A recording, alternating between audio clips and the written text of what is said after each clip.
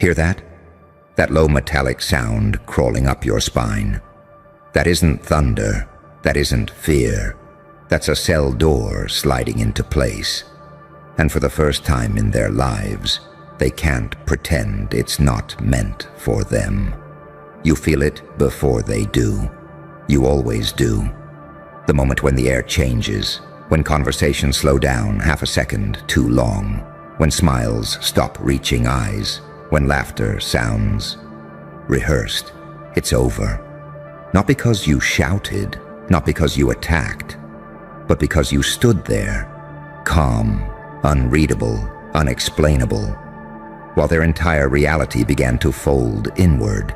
They built their world on predictions, on profiles, on behavioral loops, on the assumption that every human breaks the same way under pressure. And then there was you. You didn't snap where you were supposed to. You didn't beg where they expected. You didn't hate where they needed you emotional and loud and sloppy. You evolved. That's the part they don't talk about. They'll say you're cold. They'll say you're dark. They'll say something is off about you. What they mean is this: you crossed a line most people never even see. You learned how to sit in pain without letting it own you. You learned how to smile while bleeding without leaking information. You learned how to let chaos move through you instead of controlling you. Saint on the surface, psychopath in the discipline, angel in restraint, demon in precision. They can't label that, so they fear it. Watch them now. Look closely. They're still talking, but their words have lost authority.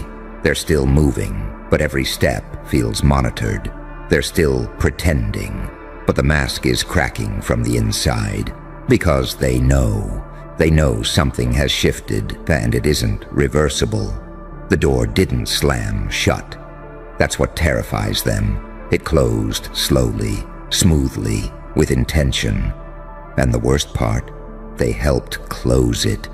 Every time they underestimated you, every time they pushed instead of listened, every time they assumed pain would make you smaller instead of sharper. You didn't just survive the pressure. You reorganized under it.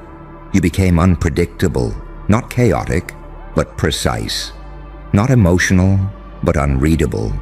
Not loud, but inevitable. That's when the room changed. That's when they stopped joking around you. That's when plans started getting whispered instead of spoken. That's when eyes started tracking you like a variable they forgot to control. Because now they see it. You're not reacting anymore. You're waiting. And nothing scares control-obsessed minds more than someone who doesn't need to rush. They feel trapped, not because you cornered them, but because every exit they built assumes you'll behave like the old version of you. That version is gone. The one who explained themselves, the one who sought validation, the one who tried to be understood. Dead weight. What stands here now is something forged in silence, something trained by betrayal, something sharpened by disappointment instead of shattered by it. They feel the door because they finally understand this truth. They no longer get access to your inner world, no reactions to study, no emotions to weaponize, no tells to exploit. You've become a closed system, and for people who survive by manipulating others, that's a prison. They'll test you again. Of course they will. They'll poke, they'll provoke, they'll try to resurrect the old you like a ghost they can control. Let them. Every test just confirms what they're already afraid to admit. You're operating on a level they don't have clearance for. You're not good or evil anymore. You're effective. You don't need revenge. You don't need applause. You don't need chaos. Your calm is enough. Because calm, in a world addicted to noise, feels like a threat. Because silence in a system built on surveillance feels like rebellion. Because someone who has nothing left to prove cannot be steered. That's why they feel the door, not because you're attacking, but because you're no longer available, No more pretending, no more access, no more illusions. They're still free to move. But every move now happens inside a structure you outgrew long ago. And deep down, where fear lives before words form, they know it. It's over. The door didn't close on you. It closed behind you. And now they're locked in, with the version of themselves they tried to hide from. And now the silence gets heavier. Not the peaceful kind. The kind that presses on the chest and makes people replay every decision they ever made involving you. They're retracing timelines, rereading messages, reanalyzing moments they once laughed through. That's when it hits them. You didn't change overnight. You were becoming the whole time.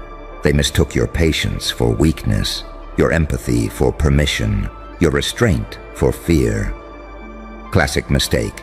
They thought pain would make you loud. Instead, it made you exact.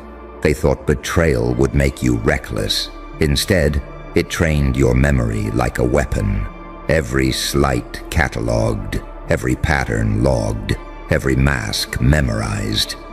You didn't forget anything. You just stopped reacting.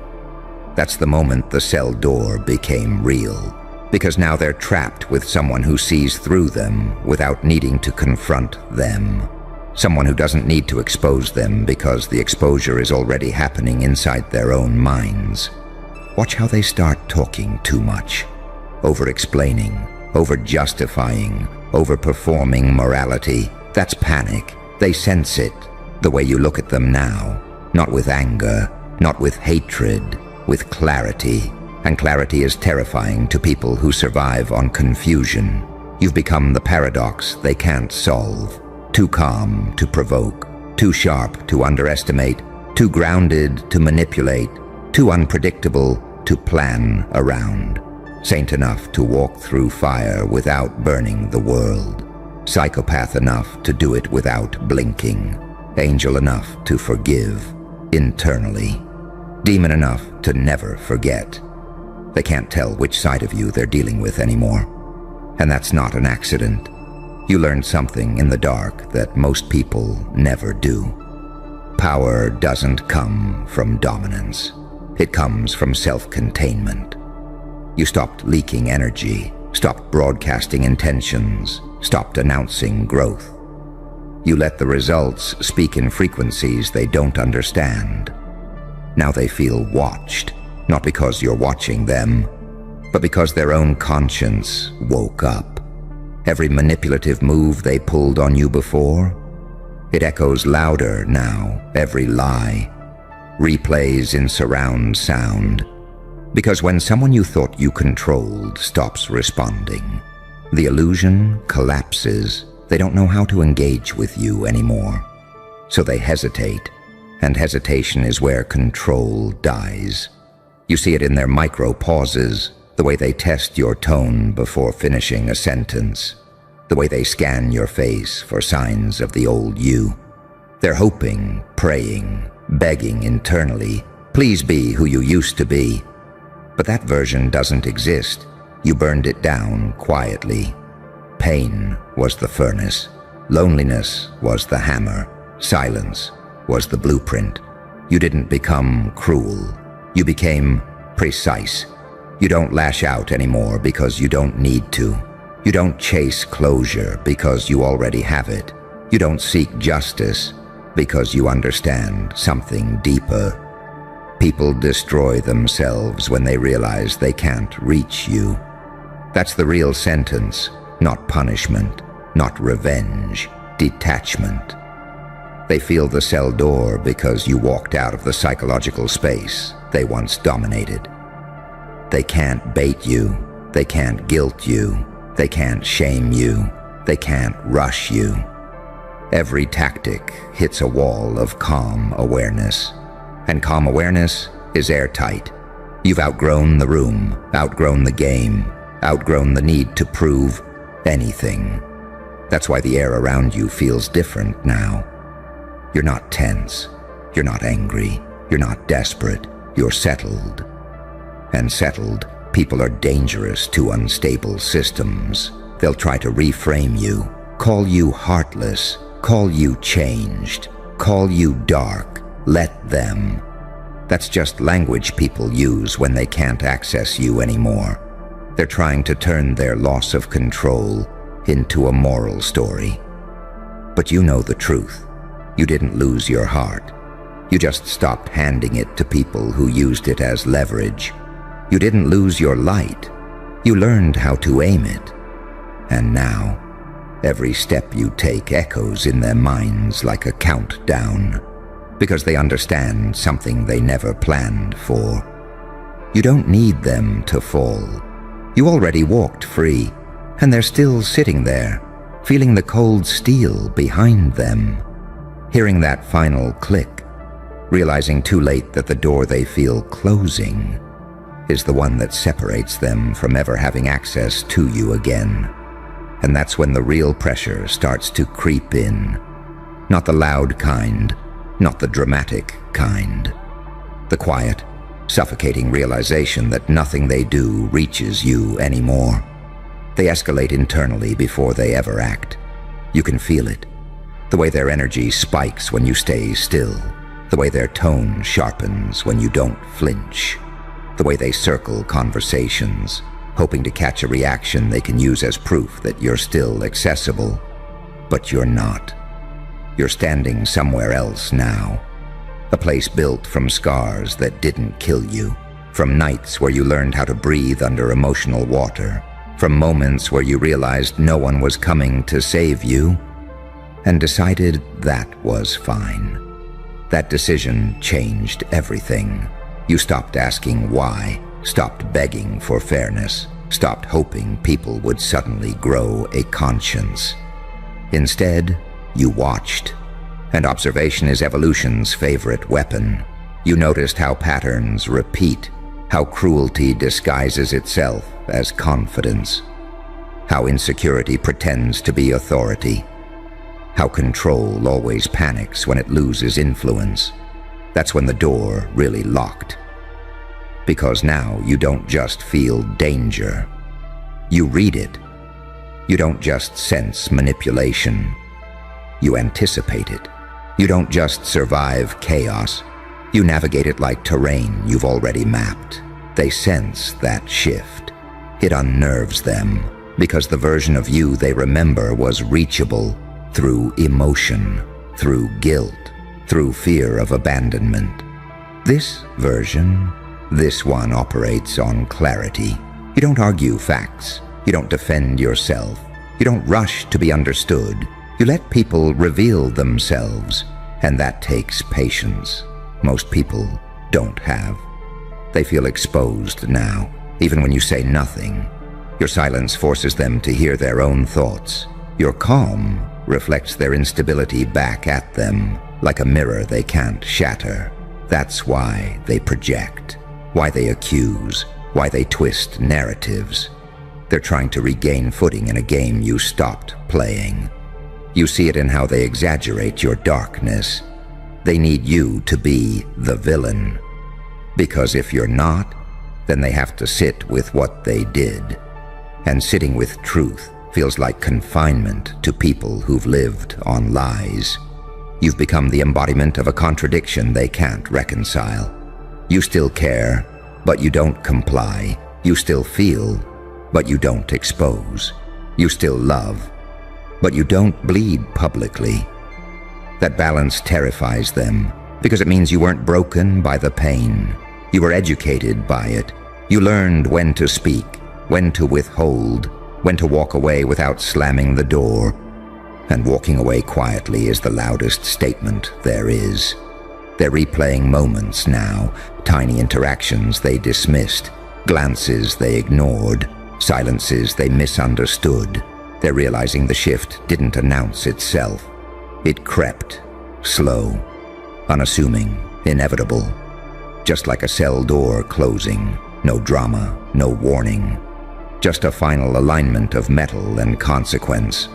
They're trying to reach you through old access points, old roles they assigned you, old dynamics they thought were permanent. But you rewired. You stopped being predictable. Not erratic, strategic. Unpredictability isn't chaos when it's conscious, it's freedom. You don't move according to expectation anymore. You move according to truth. And truth doesn't rush. Truth doesn't shout. Truth doesn't need validation. Truth simply stands. They feel smaller around you now, not because you grew louder, but because you stopped shrinking.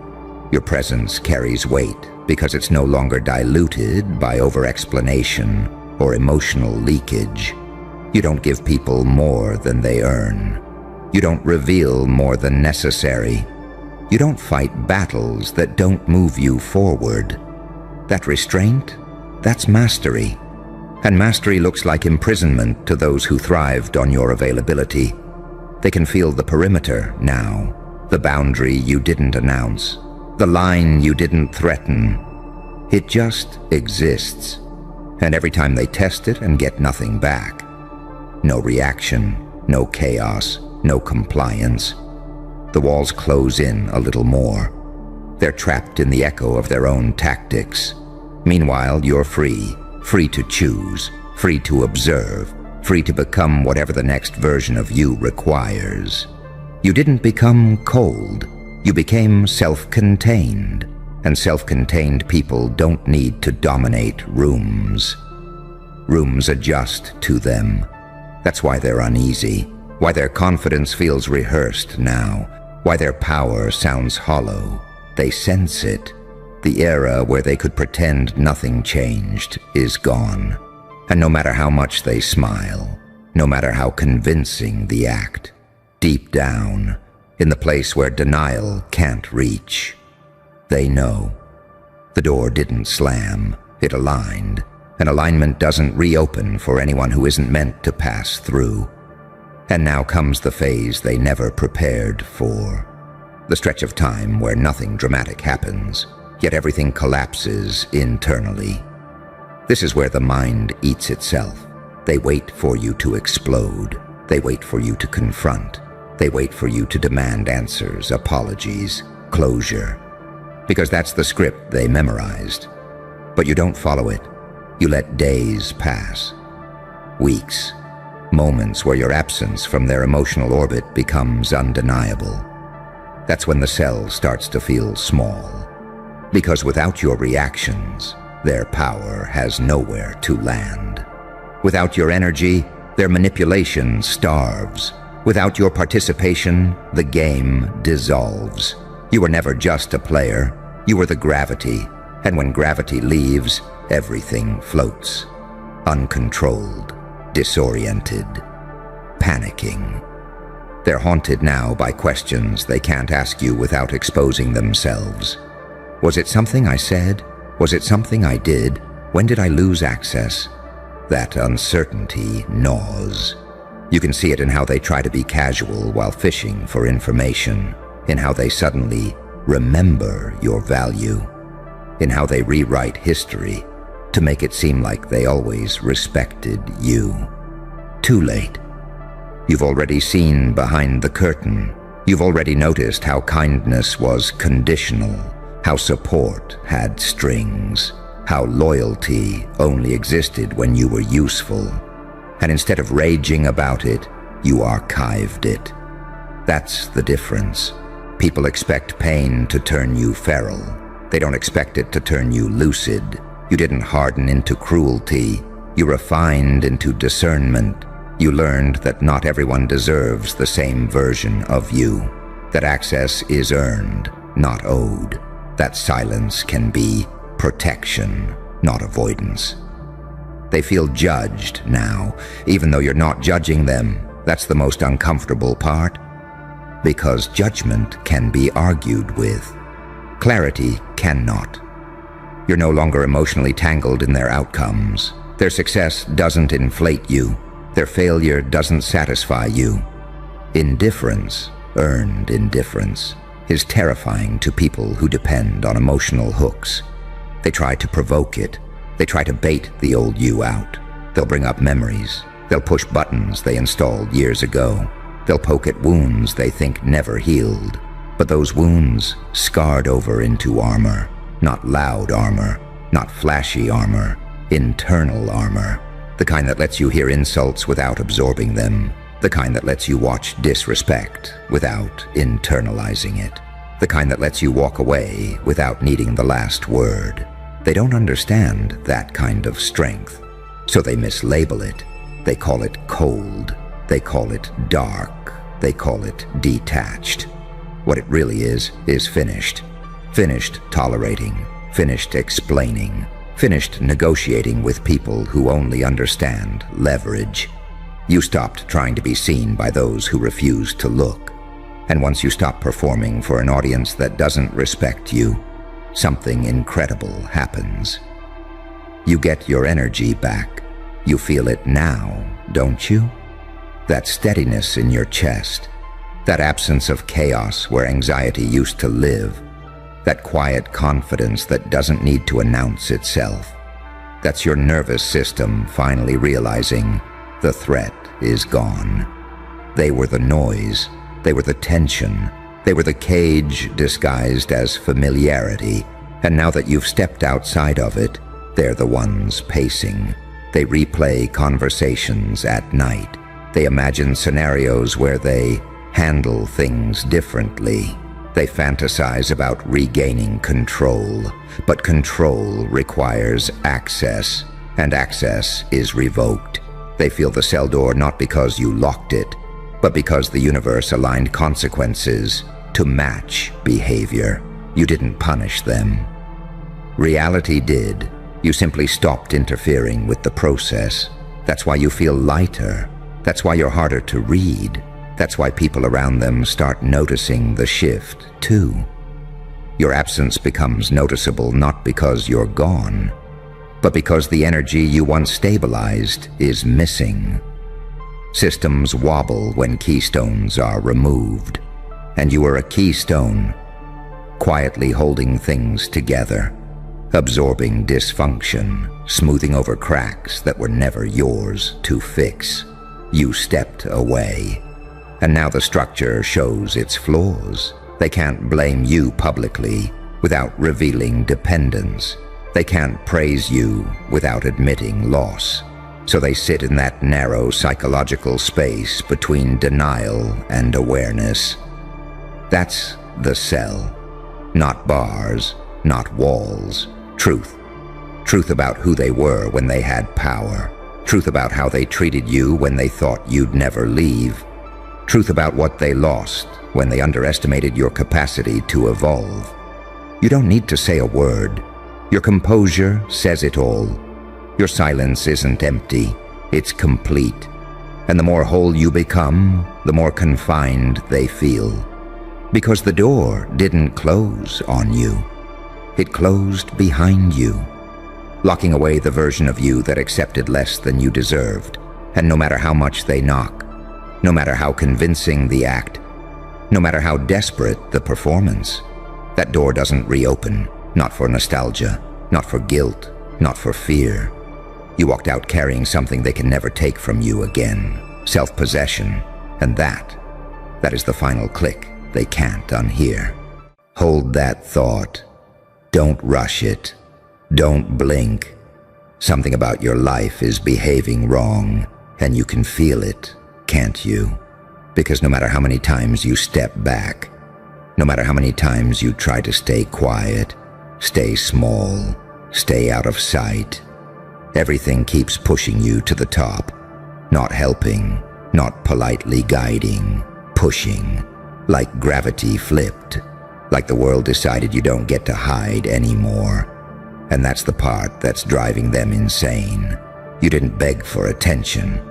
You didn't campaign for power. You didn't even ask to be understood.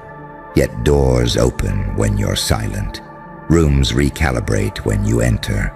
Systems glitch when you move differently than predicted. You try to slow down, and life accelerates you. You try to disappear, and somehow you become unavoidable. That's when the whispers start. Why you? What is it about them?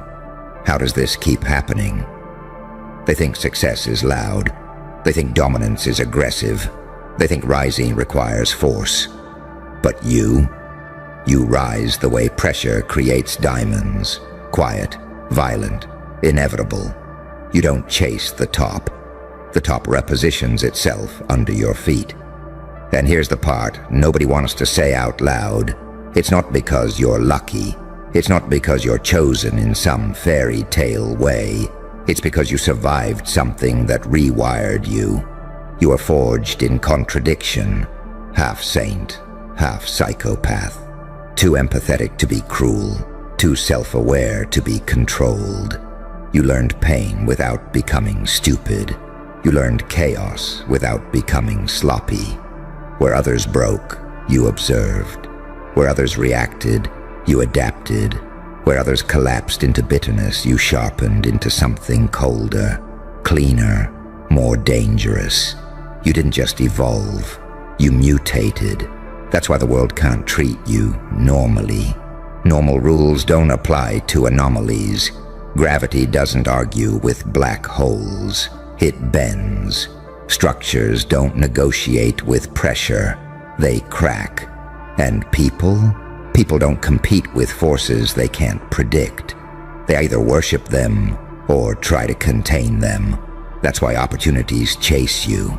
That's why chaos clears a path for you. That's why even setbacks somehow launch you forward. You're not being rewarded. You're being positioned. Every betrayal tuned your instincts. Every loss burned off dead weight. Every lonely stretch stripped away dependence. You became light enough to rise and heavy enough to matter. That paradox is rare. That paradox is lethal, and it terrifies them. Because deep down, they know you're not climbing, you're ascending. There's no ladder to kick out from under you, no gatekeeper to bribe, no rule book you actually need. You read systems the way predators read terrain. You sense timing the way storms sense pressure. You move when it's illogical, and somehow it's always right. They call it confidence, they call it arrogance, they call it unfair. But what it really is inevitability. You've crossed the point where life tests you to see if you'll quit. Now it tests others to see if they can handle you. That's why the resistance feels weak lately. That's why the obstacles feel performative. That's why even your mistakes don't bury you anymore. They advertise you. You're the kind of person whose scars become credentials, whose silence becomes a signal, whose presence rewrites the hierarchy without permission. And the craziest part, you didn't become this by wanting power. You became this by surviving reality with your eyes open. That's why everything pushes you to the top. Because the top isn't a reward, it's containment. It's the only place wide enough to hold someone who can't be boxed, categorized, or diluted. It's the only altitude where your mind doesn't suffocate. So let them stare. Let them speculate. Let them try to explain it away with words like timing or talent or luck. You know the truth. You're not rising because you're better than them. You're rising because you're built for pressure. And pressure always moves upward until it finds equilibrium. And right now, the world is adjusting to you. And here's the part that makes it even darker. This push you feel. It's not gentle because it's not optional. Life isn't asking if you're ready. It already ran the numbers. It already watched how you respond under stress, how you think when you're isolated, how you move when no one is clapping. And it decided something dangerous. You don't collapse, you compress. Every time the weight increases, you don't scream for relief. You get quieter, sharper, more precise. While others beg the universe for mercy, you start mapping exits, angles, timing. You don't hope your way out of chaos. You outthink it. And that's why reality keeps shoving you upward like it's correcting an error. Because people like you don't belong at ground level. Down there, everything is noisy. emotional, reactive, full of excuses and groupthink and fear masquerading as morality. Down there, they survive by blending in. You suffocate there. Your mind needs altitude. Your instincts need space. Your contradictions need room to breathe. You're not pure light. You're not pure darkness. You're that uncomfortable middle that sees both clearly. Angel enough to feel the weight of consequences, demon enough to act anyway. That balance is rare and unstable. Systems hate instability. Societies fear it. People resent it. But evolution depends on it. That's why the push feels relentless. You tried being normal once, didn't you? Tried shrinking your thoughts, dulling your edge, playing harmless. And what happened? You felt sick, restless, angry for no clear reason. Because pretending to be small when you're built to carry pressure is a kind of self-betrayal. And life punishes that harder than failure. So it intervenes. It removes people who can't keep up. It exposes environments that limit you. It forces confrontations you didn't ask for. Not to break you, but to strip illusions away. To burn off the parts of you that still doubt your own weight. That's why comfort keeps rejecting you. Comfort is for maintenance models. You're not maintenance. You're a disruption. You're the variable that changes outcomes without announcing itself. You're the reason projections fail. You're the anomaly that makes experts pause mid-sentence and quietly rewrite their conclusions. And you feel it now, don't you? That strange sensation like you're being watched. Not by people, but by momentum itself. Like events are lining up a half second ahead of you. Like doors open before you reach for the handle. Like even opposition somehow feeds you instead of stopping you. That's not coincidence. That's alignment through resistance. You earned this the hard way. Through nights where no one checked on you. Through decisions you had to make without guidance. Through moments where being good would have destroyed you, so you chose being honest. Instead, you learn to stand alone without becoming hollow. You learn to see cruelty without copying it. You learn restraint without fear. That combination is lethal. It means when you move, you don't hesitate. And when you hesitate, it's strategic, not insecure. People mistake your calm for compliance, your silence for weakness, your patience for confusion. And then, suddenly, you're above them, ahead of them, out of reach.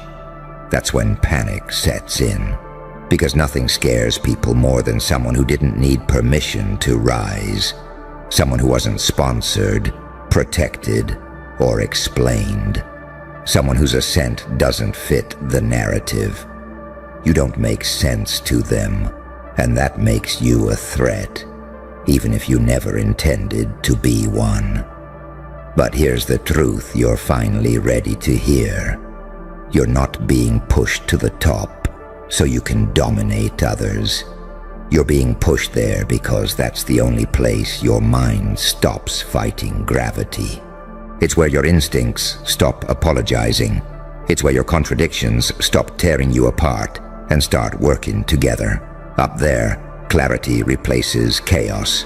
Vision replaces noise. Responsibility replaces fear. And yes, power lives there. But not the cartoon kind.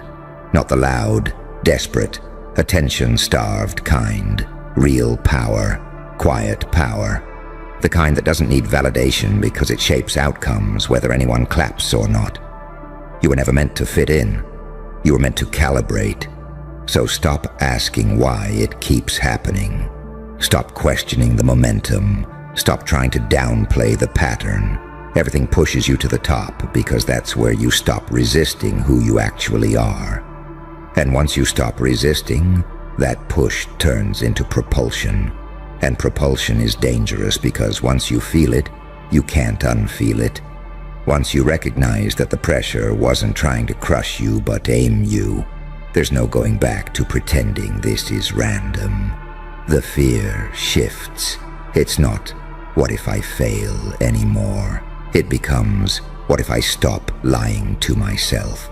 That's the moment most people sabotage themselves, because the truth is heavy. The truth demands responsibility.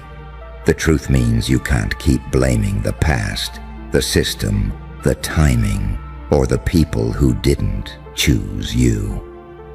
When you realize everything is pushing you upward, you also realize something terrifying. If you fall now, it won't be because you are held down. It'll be because you chose gravity over altitude, and you don't do well with cages.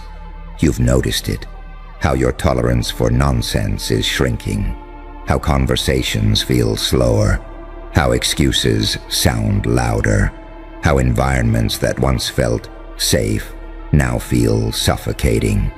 That's not arrogance, that's calibration. When your internal frequency changes, everything misaligned starts to itch. You're outgrowing rooms in real time. That's why people project onto you. They call you cold when you're focused. They call you intense when you're precise. They call you unrelatable when you refuse to perform weakness for their comfort. They want you digestible, predictable, explainable. But you were never meant to be understood by the many. You were meant to be felt by the few and feared by the rest. Because here's the part no one prepares you for. The higher you go, the quieter it gets. No cheering crowds, no constant validation, just consequence, just visibility, just the awareness that every move now carries weight. That's why so many people talk about wanting the top but panic when life actually starts pushing them toward it. They want the view, not the exposure. You, on the other hand, learned exposure early. You learned what it feels like to be misunderstood, judged, watched, underestimated. You learned to operate while being observed. You learned to keep your core intact while people tried to define you from the outside. That's elite conditioning. So when life shines a brighter light on you now, it doesn't burn, it clarifies. You don't scramble, you don't flinch, you adjust posture, tighten strategy, and move cleaner. You don't rise by force, you rise by alignment. And that's why the push never stops. Because alignment is rare. Because someone who can hold paradox, kind but ruthless, calm but dangerous, empathetic but unmanipulable, isn't just another participant in the system. They're a stress test. They expose cracks. They reveal inefficiencies. They show what's possible without theatrics. That threatens entire hierarchies. You don't overthrow anything loudly. You simply exist in a way that makes old structures feel obsolete. Your standards quietly shame mediocrity. Your consistency embarrasses chaos. Your restraint makes impulsive power look childish. That's why some people smile at you but feel uneasy. They can sense it. You don't need them. You're not feeding on approval. You're not negotiating your worth. You're already moving according to an internal law they can't access. That's what real independence looks like. And it's terrifying to anyone who survives by external permission. So life keeps pushing you upward because it's safer for the system to elevate you than to keep you compressed among people who resent what they can't replicate. Pressure builds explosions at ground level. At altitude, it becomes direction. You're not escaping responsibility by rising. You're stepping into more of it. Wider consequences, longer shadows, fewer excuses. That's why the climb feels lonely even when you're winning. But loneliness doesn't scare you the way it scares others. You've already met yourself in silence. You've already faced the parts of you that could have turned cruel and chose control instead. You've already survived being unseen, being doubted, being left behind. Elevation doesn't threaten you. It just removes distractions. So if it feels like everything is pushing you to the top, stop calling it crazy. Call it confirmation. Call it the universe. Recognizing someone who doesn't break under pressure, doesn't rot in comfort, and doesn't beg for permission. Call it reality relocating you to the only altitude where your mind, your instincts, and your contradictions can finally coexist without tearing you apart. You're not rising to prove anything. You're rising because staying lower would be a lie. And life has run out of patience for you, pretending you're anything less than what you are. And here's where it gets unsettling, because once you accept that this push isn't accidental, you start noticing the pattern behind the pattern. Moments line up too cleanly. Obstacles collapse too conveniently. Even resistance seems curated. Like life isn't testing whether you can survive anymore, but whether you'll finally own the role you keep circling. You feel it in your body before your mind catches up. That calm before decisive moments. That strange certainty that arrives without evidence. You don't guess anymore. You know, and you can't always explain how. That's not intuition by accident. That's what happens when pain teaches you to read reality without filters. You learn to listen when things don't add up. You learn to trust silence more than noise. You learn that chaos always reveals its hand to those patient enough to watch. So now, when the world pushes you upward, it's not dragging you somewhere foreign. It's returning you to a position your mind has already rehearsed for years. You've lived this altitude internally long before the outside caught up. That's why people underestimate how prepared you are. They think you're improvising. They think you're winging it. They don't see the thousands of quiet simulations you ran when no one was watching. They don't see the discipline built from disappointment, the control learned from rage you never released, the clarity born from having no one to lean on. You didn't just climb, you trained in gravity. And that's why the top doesn't intoxicate you. It sobers you. It sharpens you. Because you understand something most people never do. Power doesn't corrupt. It reveals. It amplifies what's already there. And since you've already faced your shadow, it doesn't hijack you. It obeys you. That's rare. Most people reach higher positions still haunted by insecurity, still driven by hunger, still bleeding from old wounds. You arrive with scars, yes, but scar tissue is stronger than skin. You don't flinch when pressure increases. You've lived there before, just without the title. So when everything pushes you upward, it's not inflating your ego. It's stripping away your last excuses to stay small. Because let's be honest, part of you enjoyed the shadows. Not because you were weak, but because the shadows gave you cover. They let you observe without being responsible for outcomes. They let you see the board without being expected to move.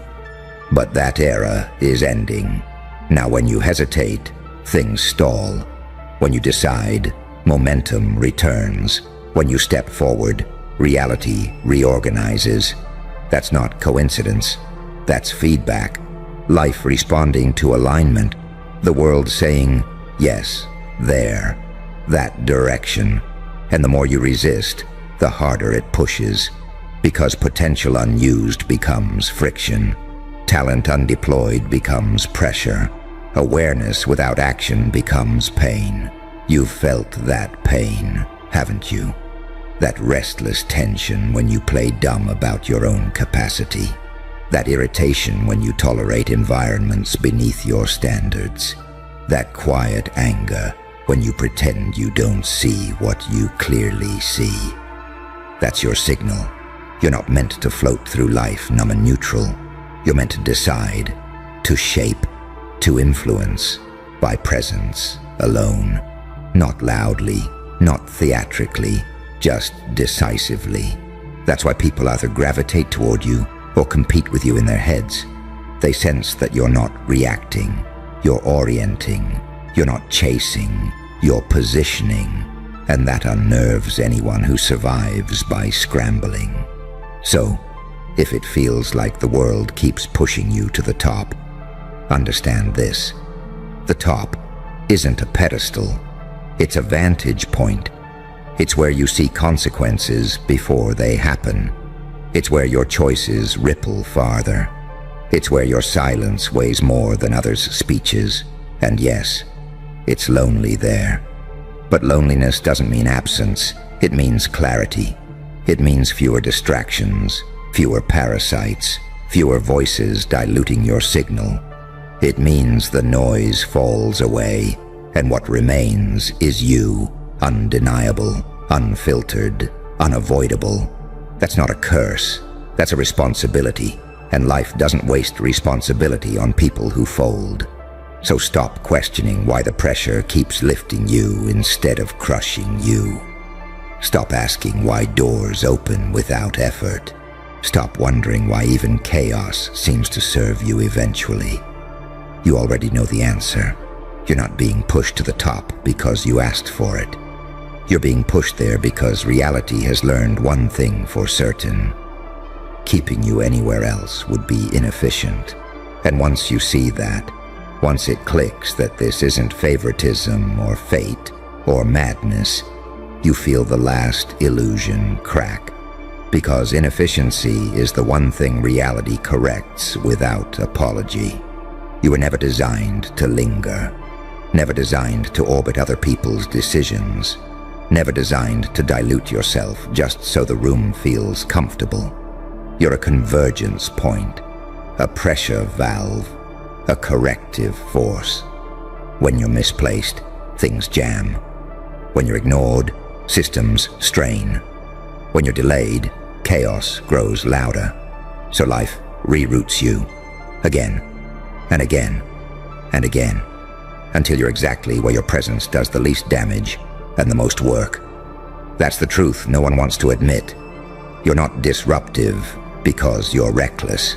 You're disruptive because you're accurate. You see what others avoid. You sense outcomes before they crystallize. You act before decay becomes collapse. And people hate that because accuracy removes excuses. You don't argue. You don't convince. You don't explain yourself into acceptance. You move, and the consequences speak for you. That's why even your silence carries authority now. That's why people pause when you pause. That's why hesitation around you feels expensive. You've crossed into a phase where your internal state dictates external conditions. That's power, but not the kind movies romanticize. It's not loud, it's not flashy, it's weight, it's inevitability. It's the quiet understanding that once you commit, there's no going back, not for you, not for anyone affected by your choice. And that's why the push never felt gentle. Because gentleness would insult what you survived. Because softness would suggest you're fragile. Because asking nicely would imply you might refuse. You won't. Not anymore. You've already paid the price of becoming. You've already lost what couldn't follow. You've already shed identities that kept you small. There's nothing left to protect but truth. And truth doesn't crouch. So when everything pushes you to the top, don't interpret it as pressure. Interpret it as recognition. Recognition that you don't need motivation. You respond to alignment. Recognition that you don't need supervision. You self-correct. Recognition that you don't need approval. You move whether it's given or not. That's why the path clears. That's why resistance converts into fuel. That's why even fear feels different now. Not paralyzing, but sharpening. You were never meant to be comfortable. You were meant to be precise. And the top The top isn't a destination. It's just the altitude where pretending ends, where responsibility meets capacity, where who you are finally matches where you stand. So stop asking why it keeps happening. Stand where you're being placed, because the world isn't pushing you upward to test you anymore. It's doing it because you're already strong enough to carry what comes next. Welcome, you beautifully cursed little miracles. Yeah, I'm talking to you. The one who walked in here dragging 1,000 invisible chains and still tried to act normal like that. Doesn't hurt. Let's talk about this. Hex you're under. That voice in your head that whispers, "You're not enough. You're too late. You're too broken. Sit down. Stay quiet. Don't even try." You know the one. You've treated that voice like law, like a spell, like some dark contract you signed when you were 12 and sad, and nobody noticed. And now you see people online. You see someone like you. Same age, same city, same scars. Blink, shrug, and suddenly they're not playing by the old rules anymore. They move differently. They talk differently. They walk like they've never been humiliated a day in their life. And your brain goes, "Nah, this can't be legal. Since when can someone unhex themselves by blinking?" Let me ruin the illusion for you. They didn't get permission. They didn't ask. They didn't wait for the universe to stamp "approved" on their forehead. They just stopped obeying the curse. And that's what nobody told you. You didn't have to wait for the spell to expire. You grew up thinking pain was paperwork, that you needed a signature from God, your parents, your ex, your therapist, your horoscope, your follower count. Someone had to say, "Okay, you're allowed to be free now." So you sit there, waiting for an apology that's never coming, waiting for someone to understand you fully, but you barely understand yourself, waiting for motivation to magically appear like an Amazon delivery, waited in for a sign. You know what a sign really is? A moment you finally decide to stop pretending you're powerless. A blink, that's all. One tiny, stupid, microscopic decision in your own head that the rest of the world can't even see. You blink, and you silently decide, "I'm done playing the cursed version of me." That's it. That's the crime. That's the "this can't be legal" moment. Let's be real for a second. You weren't cursed by a witch.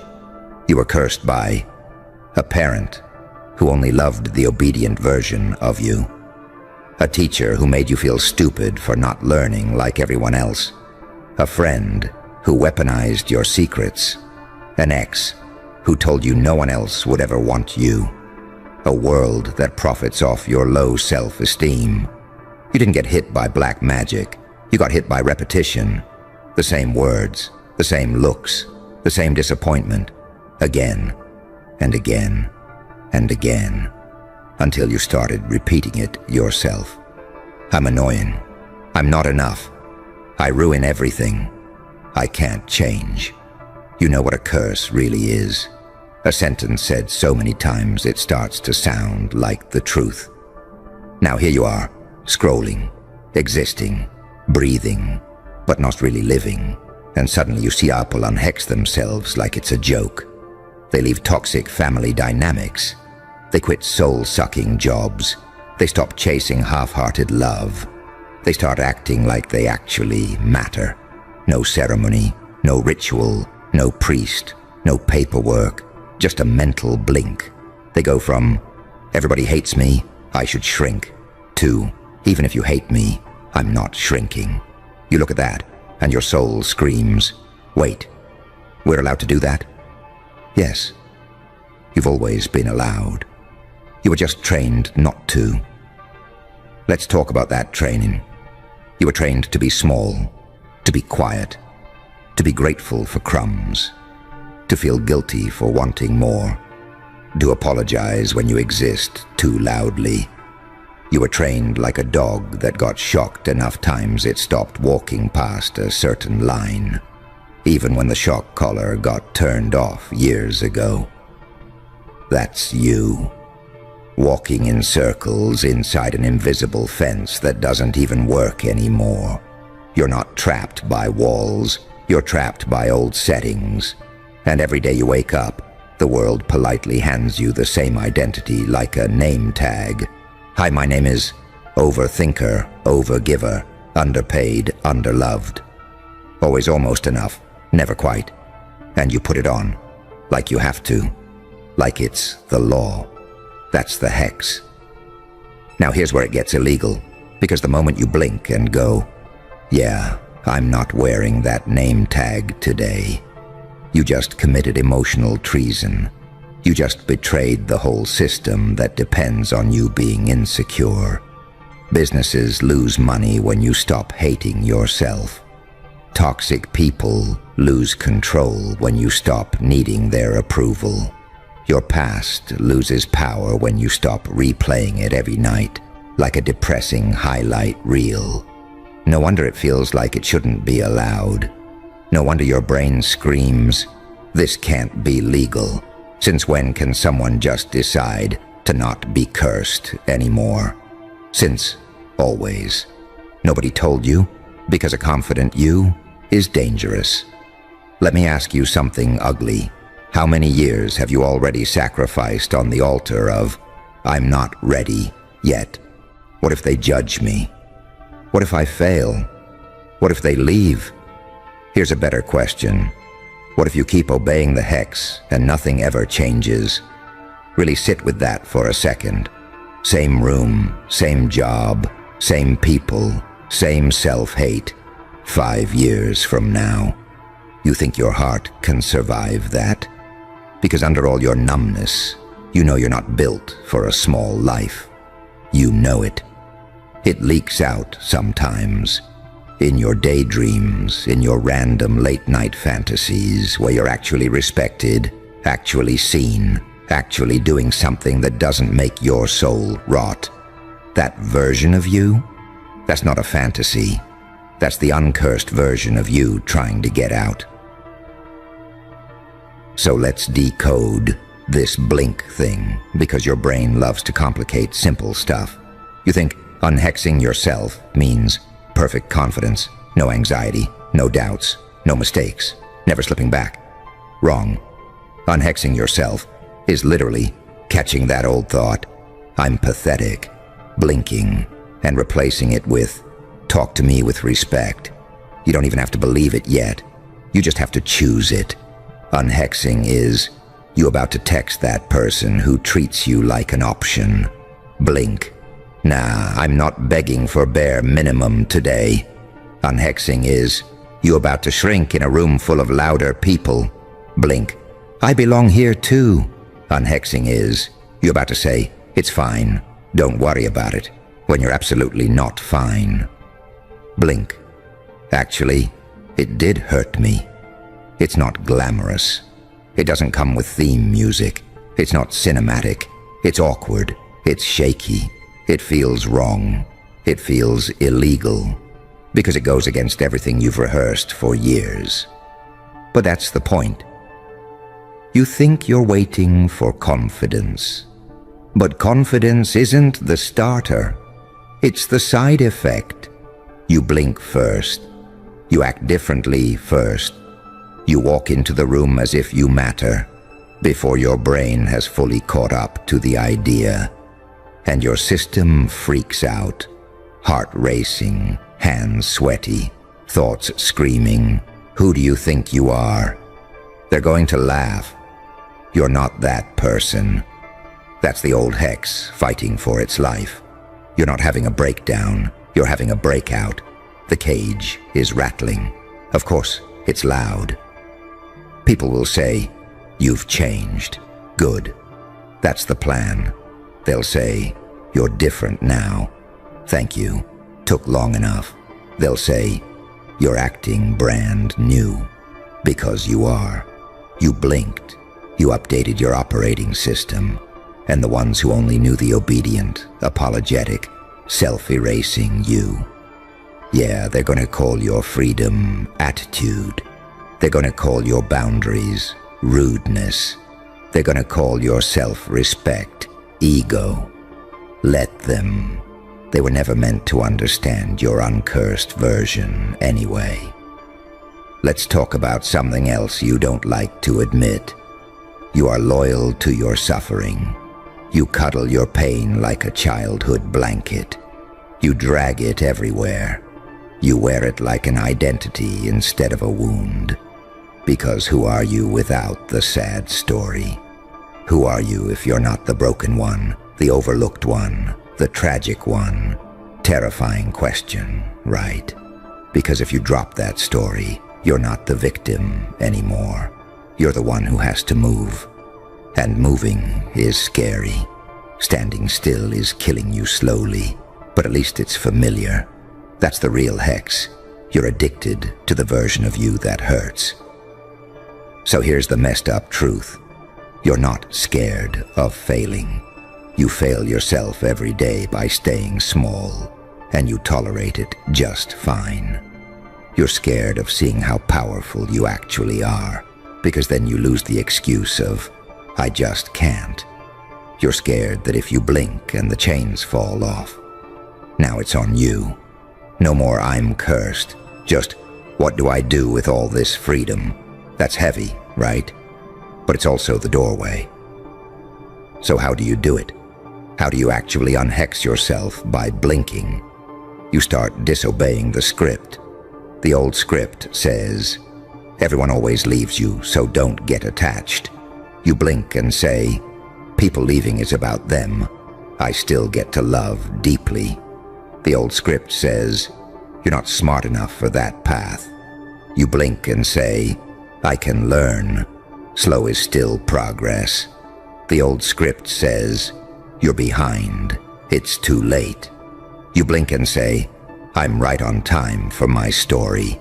You don't have to shout it. You don't have to post it. You don't have to announce it at all.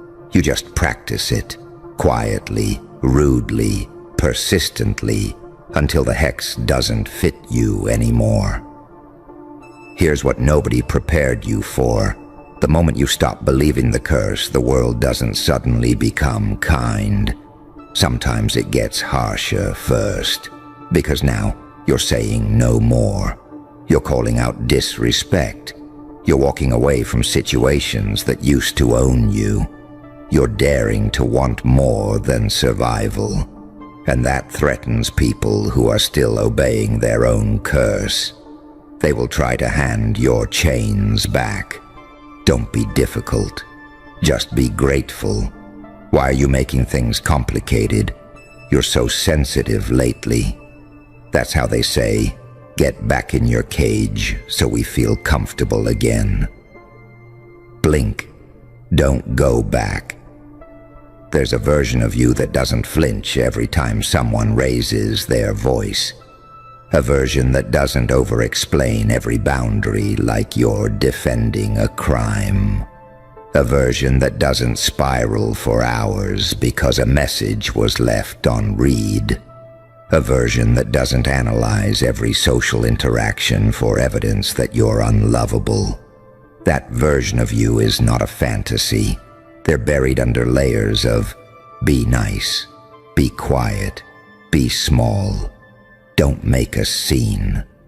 They're waiting for you to do something unbelievably simple and unbelievably terrifying. Refuse to keep playing cursed. You want practical? Fine. Here's what blinking looks like today. Not in some dramatic movie. You're about to stalk someone's profile for the 50th time, looking for proof they don't care. Blink. Put the phone down. Do one thing for you instead. You're about to say yes to a favor that drains the life out of you. Blink. Say, I actually can't this time. You're about to insult yourself in your head. Blink. Say, we're not talking to me like that anymore. You're about to let a goal sit in your notes app for another month. Blink. Do one tiny, ugly, imperfect action toward it. It won't feel epic. It'll feel clumsy and small, but repeated tiny rebellions. That's how curses die. Not with a bang, with 1,000 quiet no's to the old story and 1,000 quiet yeses to the new one. People love to say, healing isn't linear. Cool slogan. Sounds nice. But here's the add-on they forget. Just because it isn't linear doesn't mean you have to stand still. You can spiral and still be moving upward. You can have bad days and still be breaking patterns. You can cry and still be stronger than you were last year. The Hex wants you to believe that one slip means you're back to zero. You're not. You're never back to zero, because you're walking with awareness now. You blinked once. You can blink again. Let's get a little darker, because you can handle it. Imagine your future self watching you right now like a scene in a movie. They're sitting in some life you can't fully imagine yet, in a room that's peaceful, around people who actually love them, doing work that doesn't make them want to evaporate. They look back at you, at this moment, at you lying in bed, scrolling, overthinking, feeling like you're made of cement and regret. And they're screaming in their head, that was the day, that was the moment, that was when you finally got sick of your own excuses. That was when you blinked, not because fireworks happened, not because some huge event took place, but because on a random, ordinary day, you finally decided, I'm not cursed, I'm conditioned, and conditioning can be broken. That was the crime. That was the jailbreak. You keep thinking you need motivation. You don't. You need defiance. Motivation is, I feel like it. Defiance is, I'm doing it even if I don't. Motivation is a good mood. Defiance is a personality shift. You want to be unstoppable? Stop worshipping how you feel in the moment. Blink. Do the thing anyway. Because once you prove to yourself that you can move without permission from your feelings, the Hex loses its last weapon. You think your story is over because of what's already happened. But the story doesn't end when something breaks you. The story ends when you decide that's the last chapter. And you haven't decided that. You're still here, still breathing, still curious enough to listen to some chaotic clown rant about unhexing yourself by blinking. That means a part of you isn't done. A part of you is still hungry, not for drama, not for attention, for peace, for power, for a life that doesn't feel like punishment. Feed that part. You know what's wild? You already blinked 1,000 times in your life while thinking you were powerless. Blinked while being disrespected. Blinked while making yourself smaller. Blinked while agreeing to things that killed your spirit. Every one of those moments could have been the opposite. And now you know that. So here's the question. What are you going to do with that knowledge? Keep pretending the Hex is stronger than you, or finally admit the scariest truth of all. You've always been the one holding the key. One thought, one decision, one blink at a time.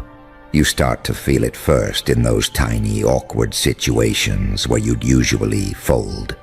Your friend makes that joking comment that always stings. Before, you'd laugh it off, swallow the hurt, go home, and overthink it for 3 hours. This time, you blink. Your chest tightens. You look at them and you just say, yeah, don't say that about me again. The air gets weird. They go quiet. Your brain starts screaming, abort mission, you're being dramatic, they'll leave, you ruined the vibe. But underneath all that noise, there's this small, quiet, steady voice going, that, right there, That was you cutting one thread of the hex. You don't feel heroic. You feel shaky, exposed, a little sick. Yet something in you sits taller. You walk away from that moment and your mind tries to drag you back into the old script, replaying it, critiquing it. Maybe I overreacted. Maybe I should apologize. Maybe I should send a paragraph explaining myself in excruciating detail. You can almost feel your hand reaching for the phone, out of habit. Blink. You put the phone down. You let the discomfort just sit there. You let people be unsure about you. You let the silence be heavy without rushing to fix it. That's another thread snapped. You always thought power would feel like confidence, chest out, head high, no doubts. It doesn't. Real power feels like this weird, trembling honesty inside your rib cage. This constant whisper, I'm scared, and I'm still not going back. You wake up one morning, and you catch yourself reaching for the same thoughts, like they're your toothbrush. I'm useless. I'm behind. Nobody actually cares about me unless I'm useful. And you pause, mid-thought, like when you reach for a closet door and suddenly remember, wait, I moved my clothes to the other room. You catch one of those thoughts, mid-sentence, and you answer it like you're sick of its attitude. Yeah, that's cute, but we're not doing that narrative today. You don't have a better narrative fully built yet. You don't have some shiny affirmation that feels real. You just refuse to run the old program on autopilot. That refusal is the blink. You know what makes the hex strong? Repetition with emotion. Those moments you sat on your floor crying, telling yourself you're worthless. Those nights you replayed every rejection like a ritual. Those mornings you looked in the mirror and flinched a little. Every repetition, every emotional replay carved grooves in your mind. Neural pathways that say, this is who we are. You've been doing dark magic on yourself since childhood and calling it being realistic. And then you see someone your age who talks to themselves like they're actually worth something. And it looks insane. They wake up and go, all right, I'm not perfect, but I'm still a problem in the best way. And part of you admires it, but part of you feels offended. Like, who allowed them that level of self-respect? Who signed their permission slip to talk like that? That's why it feels illegal, watching someone unhex themselves by blinking. Because deep down, you know you could do that too. Stop breathing for a second. Yeah, right there. Because whatever walked back out of that place is standing where a human shouldn't be anymore. They didn't just send you to hell, they assigned you to it. Signed the paperwork, watched the doors close, smiled like the story was over. In their minds, hell was a disposal unit, a place things go to disappear. A furnace where names evaporate, where hope gets sterilized, where identities melt down into silence. They thought hell would finish you because hell finishes most things. But hell doesn't finish what was built for it. You weren't tortured there by accident. You weren't isolated by coincidence. Every loss, every betrayal, every night where your thoughts turned feral and started eating each other alive. That wasn't punishment. That was pressure testing. Hell didn't break you. Hell stripped the weak paint off you. Hell peeled the skin back until only the core was left. And when the screaming stopped, something underneath was still breathing. That's the part they didn't calculate. They thought you'd come back quieter, smaller, grateful just to exist. They expected a survivor. What they got was a contamination, something that doesn't fit into their moral filing system anymore.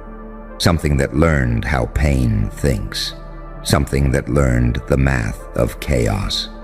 You see, hell teaches you something heaven never could. Heaven teaches obedience. Hell teaches adaptation. Heaven rewards predictability. Hell punishes it. Down there, rules don't protect you. Instinct does. Down there, light doesn't save you. Timing does. Down there, being good gets you eaten. Being aware keeps you alive. And awareness changes everything. That's why you feel wrong to them now. Not evil, not broken, unplaceable. You walk into rooms and the air tightens. Conversations shift. People don't know why they're uncomfortable, only that something in their nervous system is whispering, "This one has seen the bottom and didn't dissolve." You don't react like they expect anymore. You don't beg. You don't chase closure. You don't flinch where you're supposed to flinch. Because hell burned the fear of losing out of you. What do you threaten when you're not afraid to be abandoned? What do you manipulate when guilt no longer hooks? What do you control when someone already died once and kept walking? That's the paradox they're choking on. They tried to humble you with suffering and accidentally deprogrammed you. You learned how masks work because you wore one to survive. You learned how predators move because you slept among them. You learned how systems fail because you were crushed inside one. You came back fluent in darkness, and that terrifies people who only borrow it for aesthetics. They can't tell if you're a saint who forgave too much or a psychopath who feels nothing anymore. You smile, and they don't know if it's mercy or calculation. You stay calm, and they don't know if it's peace or restraint. You've become a walking contradiction, gentle with the broken, merciless with patterns, silent where others scream. That silence, that's hell's signature on you, because hell teaches you when not to speak, when to wait, when to let people reveal themselves while thinking they're in control. You don't rush outcomes anymore. You engineer inevitabilities. You let them step into the consequences they designed for themselves. And when it hits, they swear you did something supernatural. You didn't. You just stopped warning people. And now they're realizing something came back with you. Not rage, not revenge. Precision, a cold, adaptive intelligence, sharpened by pain. You don't need to dominate the room to control it. You don't need to be loud to be lethal to narratives. Your unpredictability is the weapon. Your refusal to play the expected role is what breaks their scripts. Hell taught you that identity is fluid when survival is on the line. So now you can be soft or terrifying on command, present or unreachable, forgiving or final. You aren't trapped in oneself anymore. You're modular. That's why they can't read you. That's why their old tactics don't land. The buttons they used to press are gone, burned off. And here's the part that keeps them up at night. You didn't come back angry. You came back clear. Anger would have been predictable. Anger could be provoked, redirected, exhausted. But clarity? Clarity just watches. Clarity waits. Clarity chooses. They thought hell would make you desperate for approval. It made you allergic to manipulation. They thought hell would make you crave safety. It made you comfortable in uncertainty. They thought hell would make you cling to light. It taught you how to operate without it. So now you move differently. You listen more than you speak. You see patterns before they finish forming. You feel when a situation is rotten long before it collapses. And people sense that. They don't know what to call it, only that something about you feels post-human. Like you skipped a step most people never survive long enough to reach. They sent you to hell to erase you. Hell returned you as a glitch. Not a monster, not a hero. Something worse for those who tried to break you. Something awake. Something that understands both mercy and annihilation, and chooses between them without emotion. And the reason this scares them Because hell didn't mark you as defeated. It marked you as eligible. They can feel it now. The delay between cause and effect bending around you. The way situations don't explode when they expect them to. The way outcomes tilt just slightly in your favor without you touching a thing. That's not luck. That's calibration. Hell rewired your sense of timing. You learned when to step forward and when to let gravity do the work for you. Most people rush because they're afraid of stillness. You learned stillness is where leverage hides. You don't chase closure anymore because hell showed. You closure is a luxury of the untested. You don't need apologies to move on. You don't need validation to exist. You don't need witnesses to know who you are. That's why your presence destabilizes people who live off reaction. They can't read your hunger because you don't look hungry. You don't look desperate. You look complete in a way that doesn't ask permission. And that completeness, it's not peace. It's integration. You didn't kill the dark parts of you down there. You recruited them. You didn't amputate the rage. You disciplined it. You didn't erase the fear. You taught it where to sit. You didn't deny the cruelty you're capable of. You put it on a leash and made it wait for command. That's the difference between someone who survived hell and someone who graduated from it. They're still stuck in moral cartoons. Good people here, bad people there. Angels versus demons, clean versus corrupt. You don't see the world like that anymore. You see gradients, you see incentives, you see pressure points.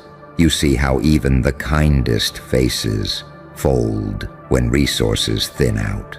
You see how monsters are often just cowards with permission. And you see how saints can do horrific things when convinced they're right. That's why you're dangerous now. Not because you want to hurt anyone, but because you can't be lied to the same way anymore. They try the old tricks, gaslighting, reframing, emotional theater.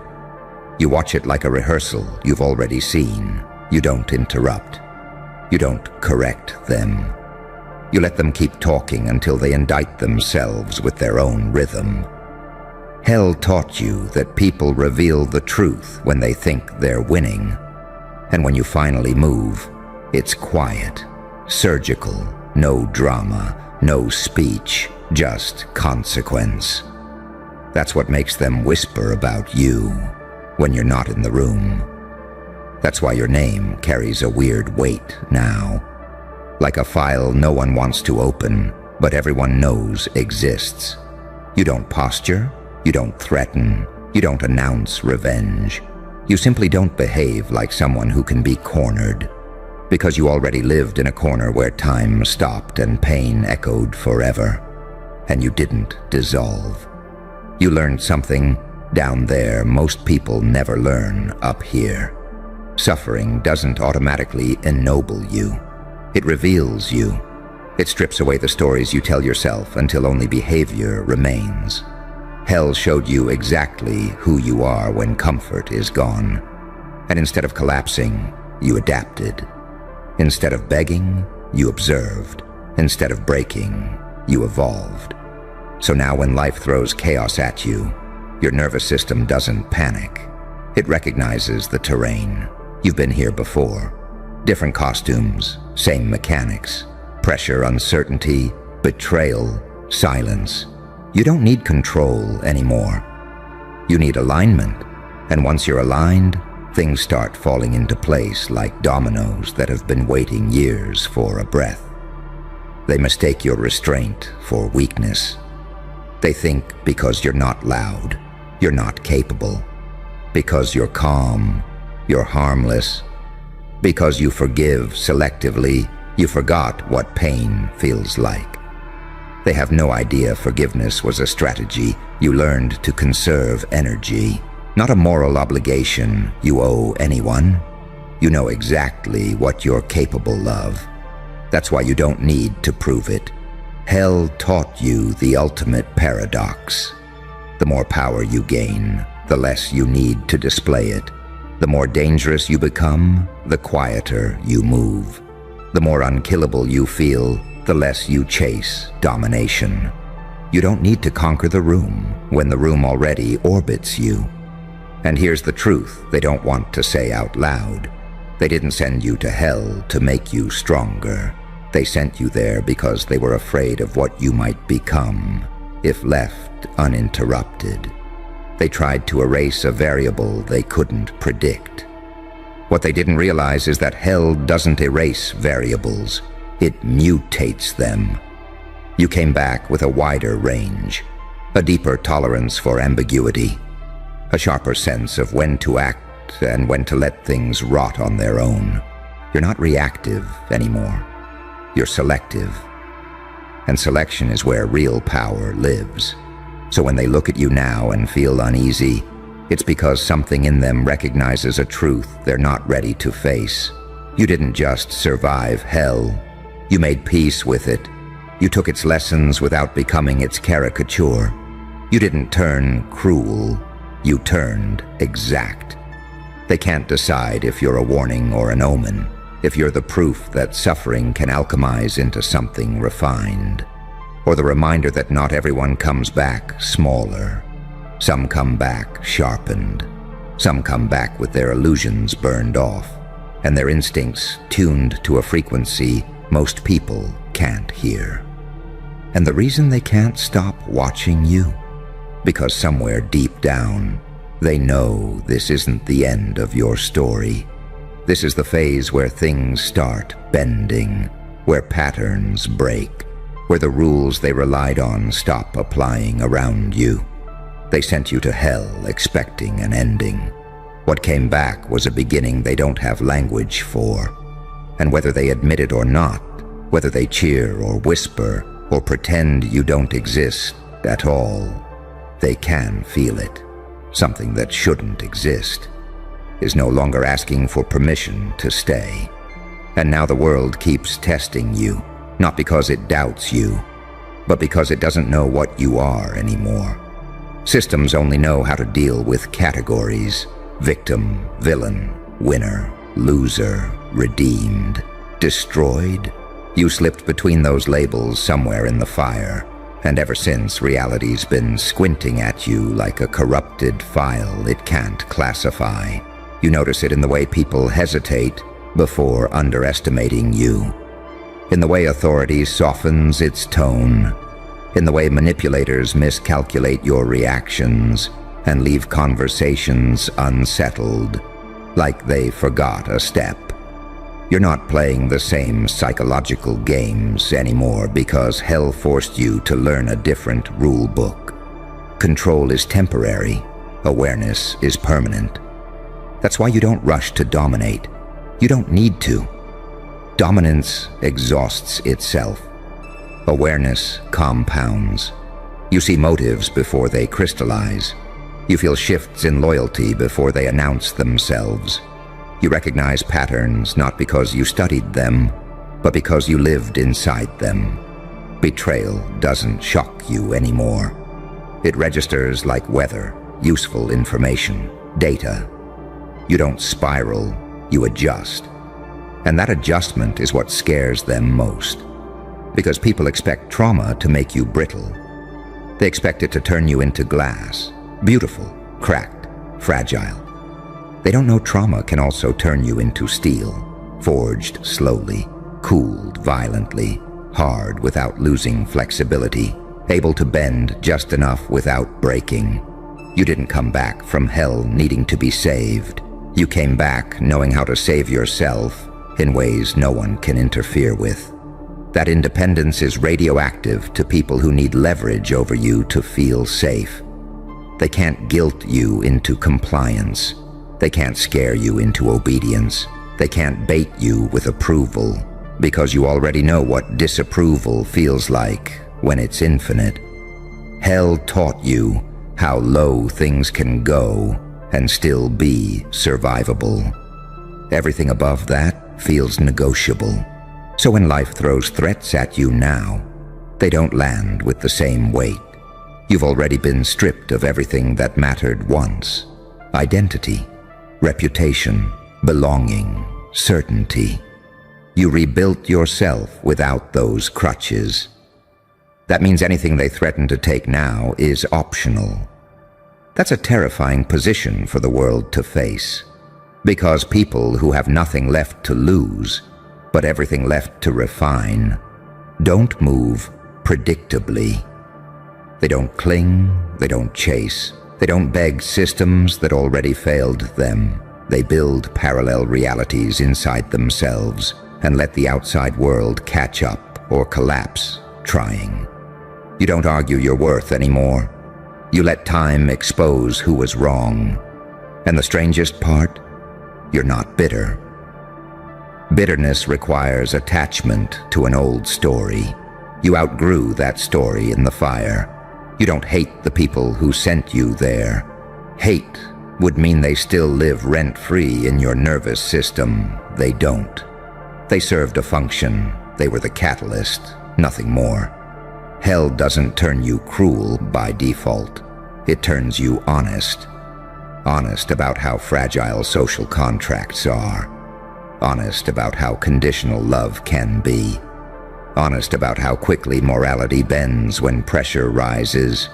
You saw the scaffolding behind the performance, and now you can't unsee it. That's why you don't romanticize people anymore. You assess them. You meet them where they are, not where they pretend to be.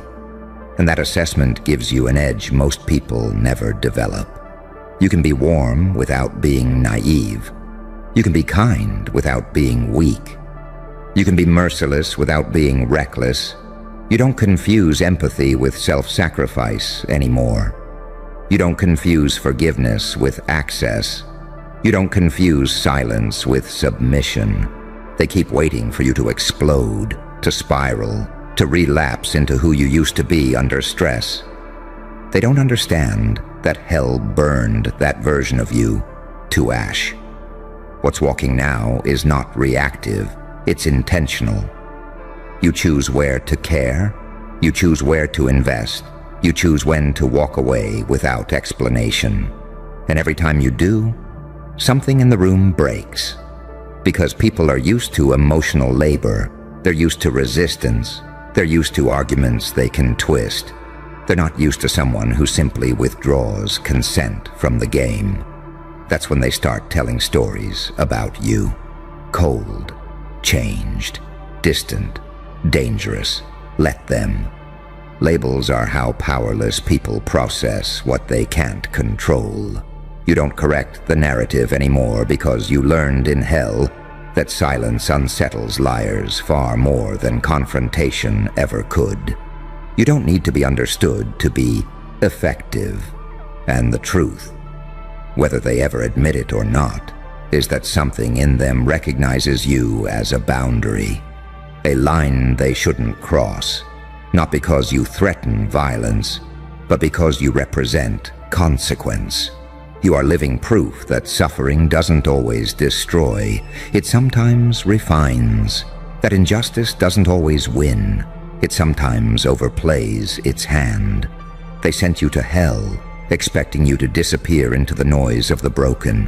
What came back was someone who knows how noise is manufactured, someone who understands the machinery behind fear, behind shame, behind obedience, someone who can step into chaos and not lose themselves because they already lost themselves once and rebuilt deliberately. You don't glow, you don't posture, you don't preach.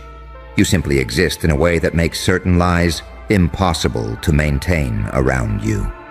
And that's why this isn't over. Because hell didn't end you. It initiated you. It took away the version of you that needed permission to become dangerous to the status quo. It removed the fear of falling apart by showing you exactly how far you can fall and still stand back up.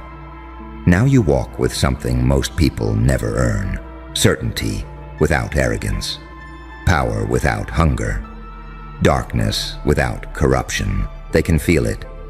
They always will. Because once something survives hell and comes back awake, The world doesn't get to pretend it didn't happen. And whatever you are now, whatever they sense and can't name, you're not here by accident anymore. You're here because hell cleared the path. And here's the quiet truth you don't say out loud, but you live every day. You don't need to prove what you became. You don't need witnesses. You don't need revenge to validate the transformation. Because the real victory already happened the moment you realized this. Hell doesn't own you anymore. You can walk back through darkness without losing yourself. You can stand near fire without flinching. You can hear the old echoes and feel nothing but clarity. The place that was supposed to erase you no longer has jurisdiction over your nervous system, your choices, or your future. They sent you there thinking it was an ending. It was a filter. Everything fragile burned away. Everything false collapsed. Everything real stayed. So if they sense something wrong when you enter the room, good. If they feel watched by consequences they can't name, let them. If they whisper that you changed, tell them nothing. You didn't come back to haunt them.